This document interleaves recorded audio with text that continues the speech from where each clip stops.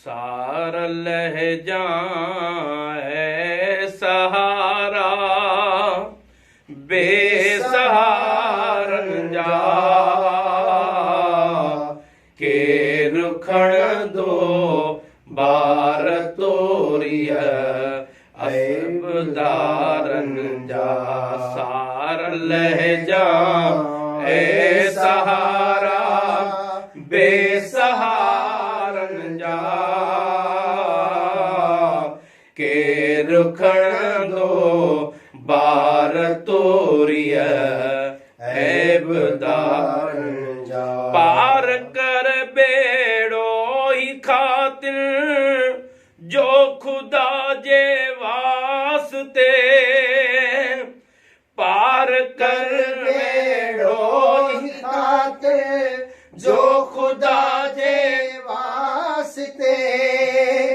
दे वठी माफ़ी मिठा मुश्किल कुशा जे वास्ते दे वठी माफ़ी मिठा मुश्किल कुशा जे वास्ते अर्ज़ड़ा बुध ए नबी बानीअ जे बारन जा के रुखण दो बार तोरिय ऐबदारन जा या कयो काॾे वञो को तहीलो कोना कीअं कयूं काॾे वञो हो तहीलो कोना वक्त पर खाजो अची वियो को वसीलो कोना वक्त पर खाजो अची वियो को वसीलो कोना था वञन कैदी बणिया टोला कारण जा के रुखण दो बार तोरिय ऐबदारन जा थारो बसे हाल अज वक्त पंहिंजे खे ॾिसी थारो बस हाल अज वक्त पंहिंजे खे ॾिसी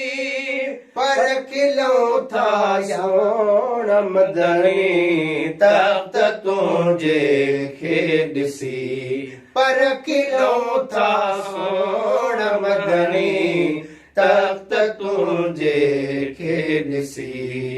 भर जला हामी हशर में भागवारन जा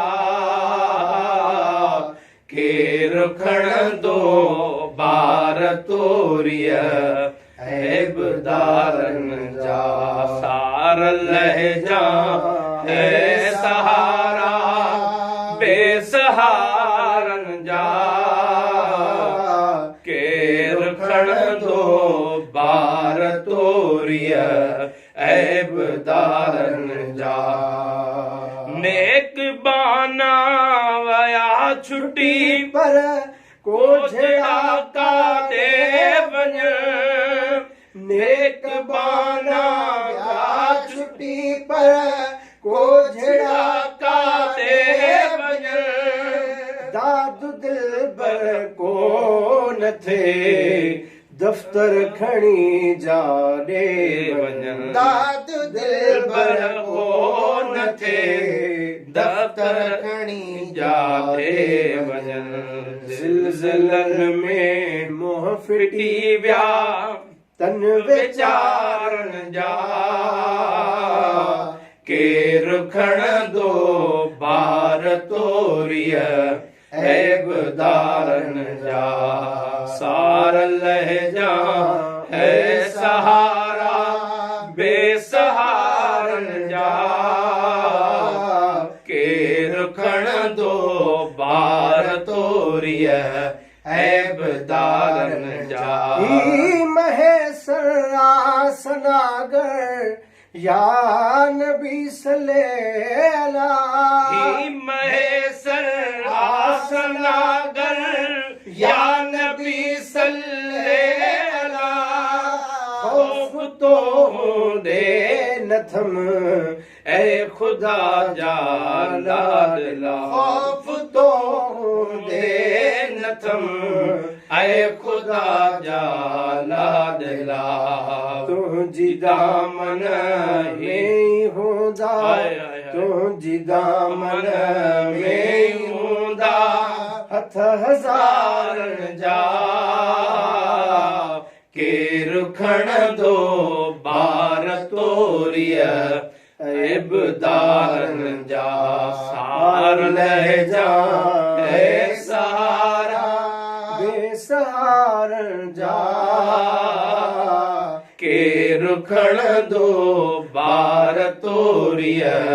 इबदारन जा